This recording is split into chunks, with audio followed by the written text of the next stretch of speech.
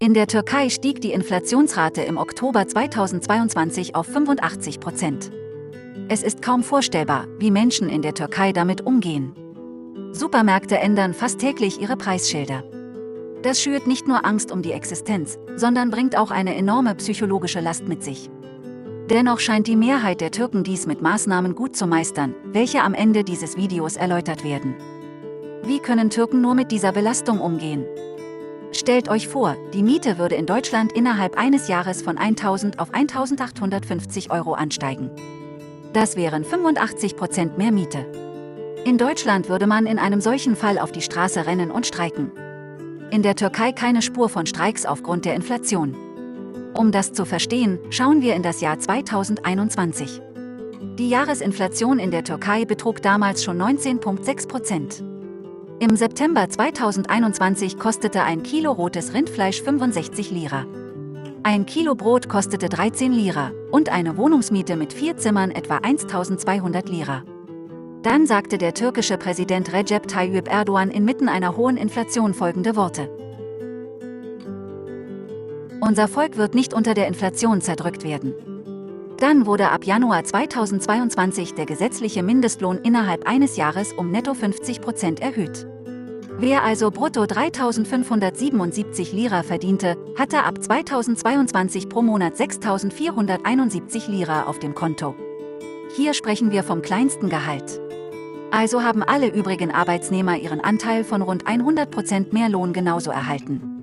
Das würde also bedeuten, die Menschen in der Türkei hatten im Jahr 2022 keine Schwächung der Kaufkraft erlebt, solange sie bis Ende Jahr für das Fleisch weniger als 135 Lira, für das Kilo Brot weniger als 23 Lira und für die gleiche Miete unter 2.000 Lira pro Monat bezahlen mussten.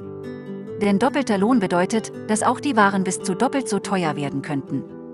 Im August 2022 kostete das Kilo Rindfleisch 130 Lira, das Kilo Brot 15 Lira und die Wohnungsmiete 1.800 Lira.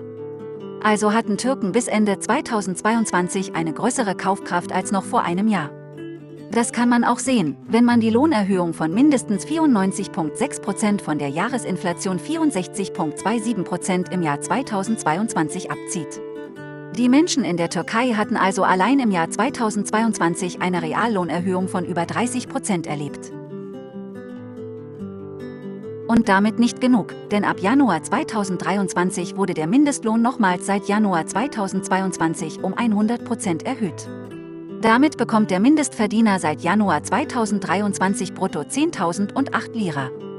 Die Kaufkraft der Menschen in der Türkei erhöht sich mit dieser Reallohnerhöhung nochmals, bis das Kilo Rindfleisch 270 Lira, das Kilo Brot 56 Lira und die Wohnungsmiete 4.000 Lira betragen wird. Erst nach Überschreiten dieser genannten Preise verliert der Türke erstmals seine Kaufkraft und eine Lohnerhöhung folgt. Aber wie kann die Türkei die Löhne so stark erhöhen? Das liegt an der sehr gut laufenden Wirtschaft in der Türkei.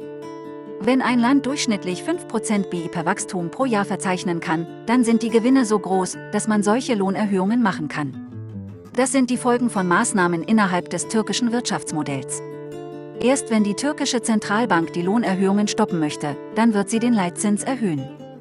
Das macht das Geld teurer und animiert zum Sparen. Das senkt deshalb die Produktion und damit kann man ohne Gewinn die Löhne nicht mehr erhöhen. Dann gibt es weniger Handel und das Geld wird von der Nationalbank wieder eingezogen und damit reduziert. Die Preise würden dann nicht mehr steigen. Das ist nach Lehrbuch in der Wirtschaft jene Strategie, wie die Inflation gesenkt werden kann. Die Wirtschaftspolitik der Türkei verfolgt aber eine andere Strategie. Das türkische Wirtschaftsmodell ermöglicht den Bürgern eine hohe Kaufkraft, damit sie konsumieren können. Ein hoher Bedarf lässt die Produktion der Firmen ansteigen und die Wirtschaft ankurbeln. Die Nachfrage wird gedeckt und das BIP wächst jedes Jahr weiter. Das generiert wiederum Gewinne, unter anderem auch für Lohnerhöhungen. Das BIP pro Kopf beträgt in der Türkei aktuell $13.341 pro Jahr. Vor 20 Jahren waren es noch $6.000. Man sieht hier also, dass sich der Durchschnittslohn auf Dollarbasis mehr als verdoppelt hat. Im weltweiten Vergleich hat die Türkei sogar noch mehr Kaufkraft gewonnen. Denn kaufkraftbereinigt beträgt das BIP pro Kopf sogar $38.759. Das bedeutet, die Menschen in der Türkei können für $13.341 so viel kaufen, wofür man in den USA für die gleichen Produkte $38.759 bezahlen würde. Türken haben also eine Kaufkraft von $3.166 pro Monat, wenn sie in der Türkei shoppen gehen.